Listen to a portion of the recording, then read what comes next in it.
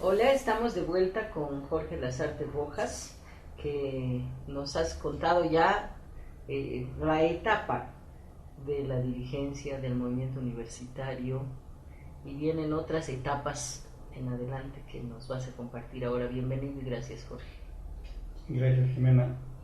Bueno, los años la dirigencia universitaria, que era en ese entonces para mí más importante que el asistir regularmente a clases, y me salía muy poco, aunque leía mucho en ese entonces, pues era la cultura de la izquierda en Bolivia, la cultura de aquel entonces, la experiencia universitaria de las revoluciones universitarias que vienen de lejos y que en ese entonces se había intentado hacer una suerte de revolución nacional en pequeñito en la universidad, una suerte de ensayo, cambiando las instituciones universitarias, las estructuras de poder, eliminando la federación universitaria y poniendo en su lugar Comité Central Revolucionario, cambiándole el nombre al Consejo Universitario, en fin. Empalmó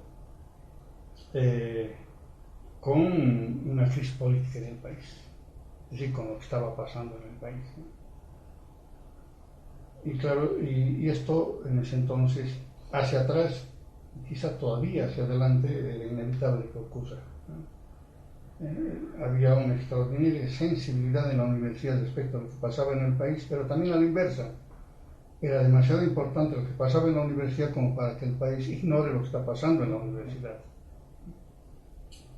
Y eran años, ¿no?, de acentuada inestabilidad política, de ingobernabilidad política, con lo que podríamos llamar en términos actuales ingobernabilidad social. Las dos cosas juntas, ¿no? No hay que olvidar que se vivían todavía los años quizá postreros de la revolución del 52. La memoria del 52 estaba presente en todos los actores en ese entonces, inclusive aquellos que estuvieron en contra, ¿no?, del 52, todos vivían, con referencia al 52, sea para preservarlo, sea para superarlo, pero sin abandonar lo que había abierto como ruta la revolución de abril del 52. No serán años, ¿no?, de disputas políticas agrias en la universidad y en el país, ¿no?, de enfrentamientos, ¿no?, entre, digamos, sectores sindicales y sectores militares, ¿no?, que había producido una secuencia de golpes militares, sobre todo entre los años 69, 70, 71, y que tuvieron varios epicentros, pero habían dos fundamentalmente en el país: las minas, es decir, la Central Obrera Boliviana, y las universidades, y de todas ellas la Universidad de La Paz. De modo que cuando se produjo el golpe militar de Obando, estábamos ya de dirigentes, pero más radicales, que a nuestro juicio lo que acababa de ocurrir, incluyendo la nacionalización de la Galfa, y como era, ¿no?, un golpe militar, ¿no?, habíamos decidido no pronunciarnos sobre el golpe, ¿no? Algo así como decir, eso no nos atinge, nosotros queremos otra cosa, ¿no?, y mientras que, ¿no?, estos cambios tenían consecuencias políticas para el país, ¿no? Y en esa inestabilidad política, ¿no?, después se produjo, ¿no?, el golpe de otro general, pero más de derecha, diríamos, respecto al golpe de Obando. Y bueno, eso ya nos inquietó demasiado, porque si bien el anterior era nacionalista, estaba claro que Este era una suerte de contragolpe y la Federación de Mineros, que estaba dirigida por una famosa troika de ese entonces, Lechín, Reyes y Helmut Escobar, era la troika de la Federación de Mineros, pidió que la universidad se pronunciara. La universidad, como institución, y el Comité Central Universitario se movilizó, ¿no?, para oponerse al golpe de Miranda, ¿no? Y es en esta conjunción de la Federación de Mineros, de la Central Obrera Boliviana y de la Universidad de La Paz, en la universidad, porque será ahí donde iban estas instituciones, ¿no?, es que se creó lo que en ese entonces se llama el Comando Político de la Central Obrera Boliviana. Es decir, era la COP, ¿no?, los representantes de los partidos políticos de izquierda, su comando, y en reconocimiento a la importancia de la Universidad de La Paz, el Comité Central Universitario, que pasaba la FUL, tenía representación directa, y la universidad, ¿no?, a través del Consejo Universitario Revolucionario, también representación directa. Entonces, la universidad se movilizó con la COP, salió muchísima gente a la calle, y eso contribuyó a otro contragolpe de Torres contra Miranda, Torres que se instaló en la ceja del Alto, en la base aérea del Alto, y nosotros fuimos allí como delegados de la universidad a discutir con él toda la noche cómo reforzar, ¿no?, la corriente que llamábamos progresista de Juan José Torres para hacer fracasar el golpe de Miranda. Entonces estuvo claro que se habló ya en ese entonces de la posibilidad de que un gobierno de esta naturaleza, que nacía como respuesta a otro golpe militar, pero cuya victoria no habría sido posible sin la COB y la universidad, pues no podía pensarse en ningún gobierno que no reflejara esa nueva composición política en el país. Y efectivamente, ¿no?, al día siguiente, ¿no?, Torres baja del Alto, ¿no?, victorioso. Los militares se retiran porque temen enfrentarse entre grupos militares, ¿no? Miranda, ¿no?, decide retirarse después de comprobar que no tenía el apoyo de la mayor parte del ejército y no tenía apoyo civil. Y entonces desde el palacio dice: vamos a organizar un gobierno, ¿no?, obreros, campesinos, estudiantes y militares. Entonces esas eran las 4 columnas, ¿no?, que deberían formar parte de la estructura del futuro gobierno. Y es cuando la universidad, ¿no?, o en la universidad el comando político de la COP responde a la invitación de Juan José Torres para discutir cuáles iban a ser los candidatos a ministros que representan a la COP en el gabinete. Entonces se hizo ternas, me parece, para varios de los ministerios, pero eso terminó fracasando porque me parece que Torres se asustó. Es decir, hubo presión interna en el ejército para imposibilitar esta presencia civil, ¿no?, de izquierda en el gabinete, pero fue la época, ¿no?, del comando político. Después de eso, ¿no?, se lo deja a Torres gobernar con lo que se llamaba el apoyo crítico del comando político. Hay una notable radicalización política en la universidad, una polarización muy fuerte en el país, no solamente entre grupos militares, sino entre grupos civiles, que al mismo tiempo una polarización geográfica, sobre todo del oriente, con los empresarios privados, y esto conduce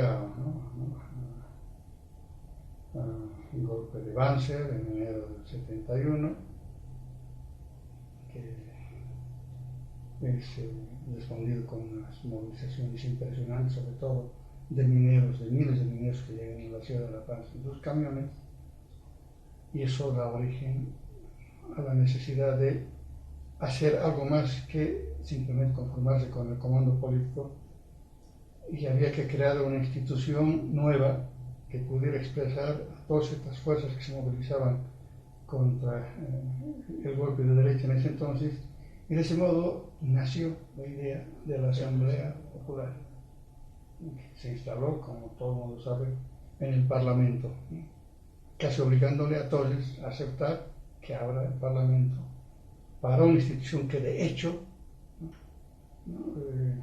se daba existencia a sí misma, pero que planteaba, ya en ese entonces y más tarde se discute muchísimo si era así o no, una suerte de dualidad de poderes, ¿no?, entre la Asamblea Popular y el gobierno central. Bueno, allí estuvimos también presentes, pero yo ya no era delegado universitario, había perdido las elecciones, pero dadas mis vinculaciones en ese entonces con el POR, fui como delegado, uno de los dos delegados del POR a la Asamblea Popular, el otro era Guillermo Lora, y es ahí donde propongo la primera decisión de la Asamblea Popular. Redacto en media hoja, que decía aproximadamente, ante la eventualidad, creo que esas palabras utilizadas porque eran muy comunes en aquel entonces, ¿no?, y las tengo en memoria, de un golpe militar a la derecha, etcétera, etcétera, la Asamblea Popular dispondrá una huelga general en el país con la ocupación de edificios públicos y la movilización de sus milicias en las calles. Entonces, como esto era suficientemente emotivo y guerrista, entonces sobre tabla se aprobó en la Asamblea Popular en ese entonces, que aprobó muy pocas resoluciones, ¿no?, pero esta fue la primera. Bueno, la Asamblea Popular quizá fue la institución más importante que la izquierda hubiera hecho en toda su vida, tanto por impulso de la crisis política del país como porque efectivamente, como nunca había entrado en el juego directo por el poder. Y por el poder quería decir que en ese entonces no era cuestión solo de sacar gente a la calle, ¿no?, sino de disponer de medios militares, ¿no?, para la conquista plena del poder, entre otras cosas porque esa era digamos, la matriz del 52, esa era la probabilidad de que pudiera pasar, dadas la secuencia de golpes militares, y que no se podía enteramente confiar en una fractura interna de las Fuerzas Armadas, aunque se buscaba eso, pero también se sabía que los militares difícilmente aceptarían enfrentarse entre ellos, porque estaban seguros que si eso ocurría, ¿no?, entonces era simplemente la desaparición del gesto. Esto es, por ejemplo, que Torres, ¿no?, el día del golpe contra él, a última hora entregase armas, ¿no?, a la Central Obrera Boliviana y a la directiva de la Asamblea Popular, porque lo que no querían eran civiles armados.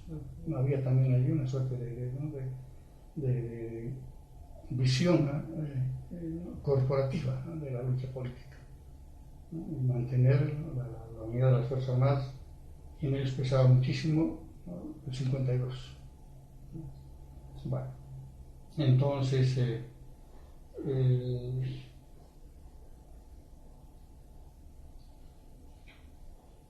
la Asamblea Popular ¿no?, discutió, ¿no?, entre otras cosas, hoy sobre todo, el problema militar, ¿no?,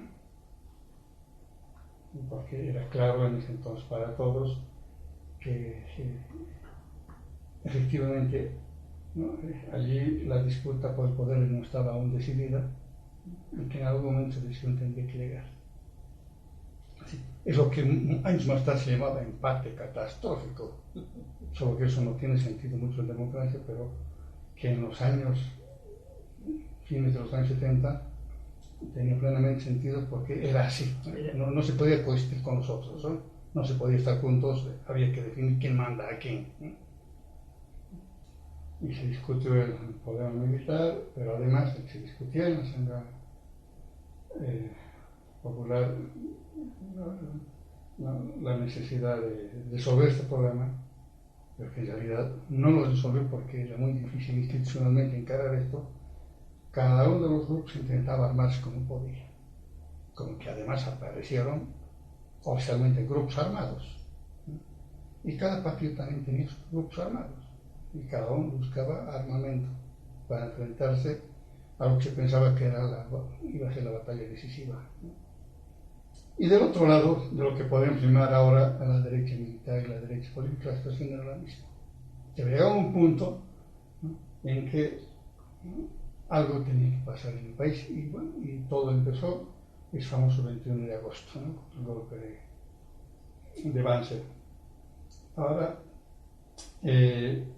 yo creo que la Asamblea Popular en ese entonces, de algún modo, cerró, ¿no?, el ciclo insurreccional, ¿no?, de 1952. ¿No? Fue el momento de la izquierda en su máxima potencia, diríamos, de movilización y de recursos, ¿no?, políticos y militares, por darle continuidad a la Revolución de 52, pero en ese entonces ya no estaba ni el MNR, excepto algunas fracciones pequeñas del MNR. Habían algunos otros grupos como el de Silvio Suazo, que no sabía si entrar o no entrar, pero era sobre todo de la izquierda, por un lado la izquierda que en ese entonces se llamaba izquierda foquista guevarista, y la izquierda marxista, no sea en su vertiente maoísta, en su vertiente pro-soviética, así se llamaba, y su vertiente trotskista. Porque después de la Asamblea Popular y la victoria de Banzer en ese golpe, ya la historia es distinta. Y antes de pasar esa historia, Jorge, dos preguntas. ¿Cómo se define la conformación de la Asamblea? ¿De dónde vienen los criterios de quiénes, de cuántos, de qué sectores, quiénes mandaban delegados? Y segundo, pedirte que nos cuentes un poco del perfil personal del general Torres.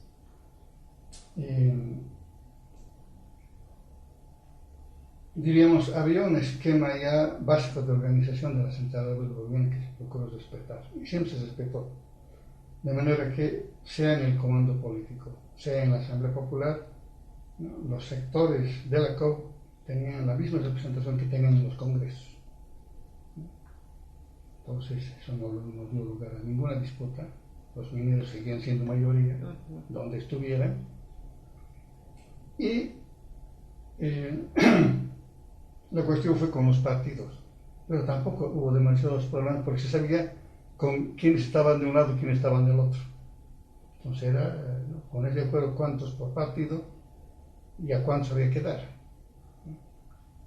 Entonces, pero en realidad eso tampoco fue demasiado conflicto. Dos delegados por partidos políticos con dos adjuntos, no sé cuántos partidos había en ese entonces, pero sobre todo, ¿no?, los partidos importantes que siempre tuvieron presencia en el movimiento sindical desde el pasado, ¿no? Entonces, en realidad esto no fue motivo de disputa. La disputa fue en el comando político y en la Asamblea Popular, entre las corrientes que se llamaban ultristas, es decir, de la izquierda radical, ¿no?, maoísta, guevarista, mirista, y la otra izquierda, ¿no?, sobre todo la del Partido Comunista y del POP, que estaban juntos, porque ambos rechazaban, ¿no?, a lo que llamaban ultristas y foquistas. Como que estando juntos, estos dos partidos o sus dirigentes sindicales redactaron, ¿no?, la tesis política del Congreso de la COP, ¿no?, que hasta ahora sigue siendo una referencia histórica en el movimiento sindical.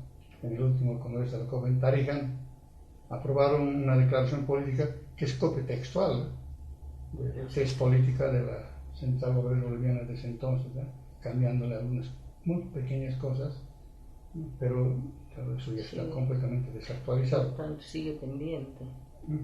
Entonces, pero eso ya es nostalgia, ¿no? En ese entonces la tesis de la COP tenía demasiada actualidad, pues, ¿no? Eran luchas políticas, no eran luchas salariales, de manera que lo que estaba en juego era el destino del poder. Entonces la tesis política tenía, ¿no?, tenía pertinencia histórica, ¿no? Entonces,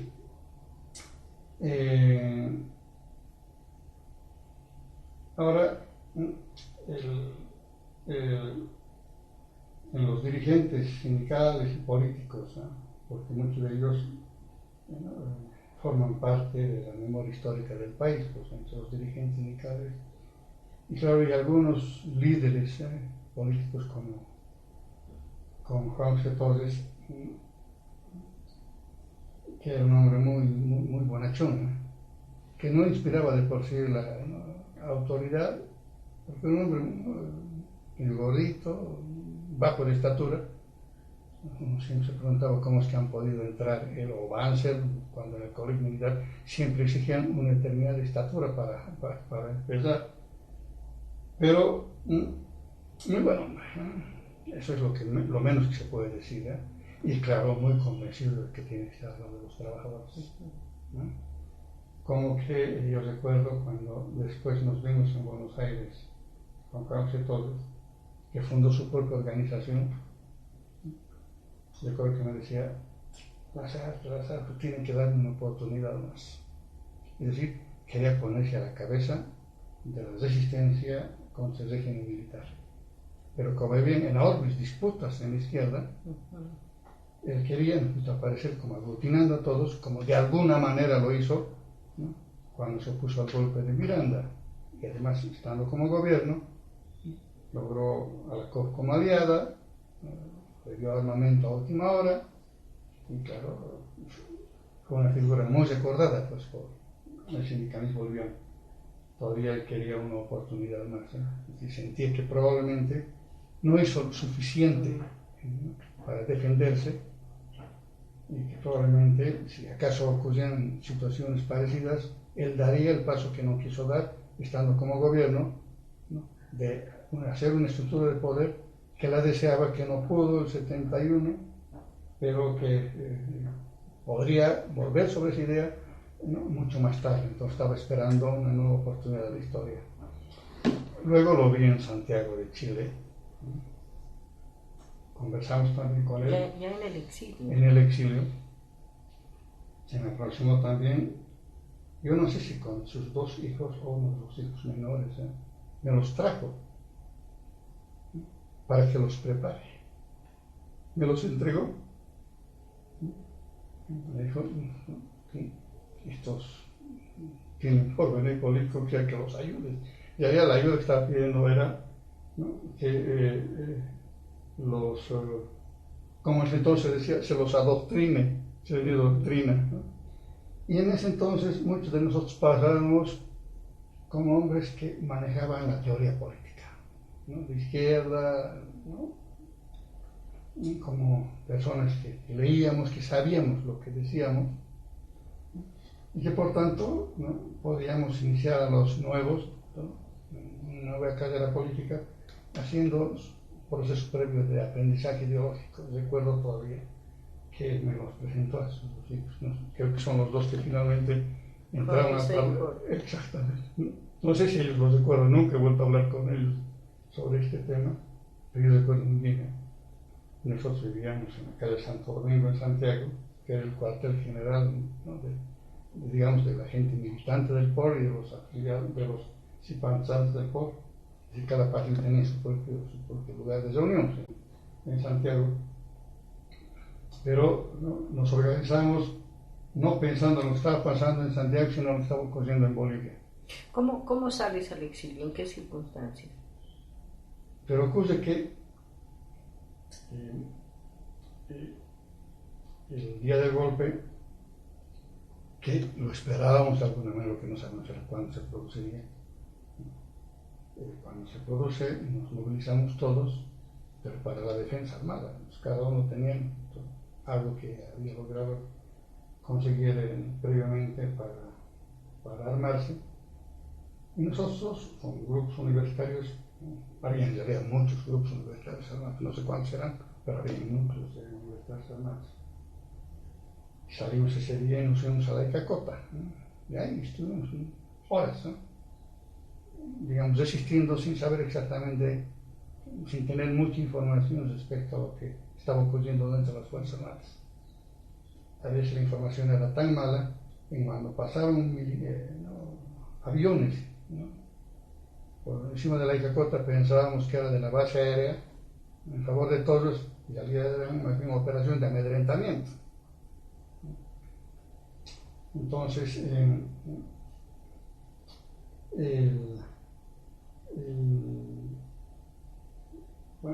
fueron, ¿no?, horas de combate, y yo recuerdo que yo estaba a la cabeza de un grupo universitario armado, y decidimos en la universidad, porque había que actuar, ¿no?,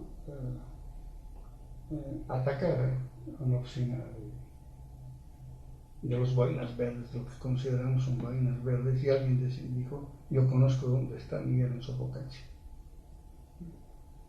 Y fuimos a atacarlos, pues. Solo que eso ya fue de noche. Es decir, cuando la situación ya se había decantado un poco, ¿no?, todos estaban ya decidiendo salir, y los militares habían avanzado, ya tenían el control, ¿no?, sobre todo del oriente boliviano. Nosotros no estábamos muy al tanto de todo eso, y de pronto escuchamos, ¿no?, que, no sé, 2 o 3 cuadras de nosotros apareció otro grupo armado que nos disparaba. Y después nos enteramos que eran falangistas, que habían salido a cazarnos. Y como que en ese momento no pasó nada, logramos escapar, pero a las pocas cuadras, en este proceso de ponerse a buen recaudo, encontraron a varios de nosotros que forman parte del grupo, y los mataron, pues, y uno de ellos fue el hermano de Carlos Toranzo. Entonces, a la madrugada, a las 5 o 6 de la mañana, desesperado, porque ya sabía que el golpe militar había triunfado, que los falangistas estaban actuando en las calles. Nuestra primera idea no fue el exilio, sino ocultarnos, ¿no? Solo que durante probablemente 2 días estuvimos ocultándonos en distintos lugares, y en cada una de las ocasiones poniendo en dificultades a las familias que nos ocultaban, hasta que al final decidieron que yo tenía que salir al exilio. Hicieron todos los contactos, terminé en la Embajada de México. Cuando llegué a la Embajada de México había estado toda la universidad ahí. Es decir, toda la universidad, es decir, las cabezas más importantes de la universidad. Rector, vicerrector, algunos decanos, dirigentes universitarios. La universidad plenamente, en la cúpula política de la universidad, en la Embajada de México.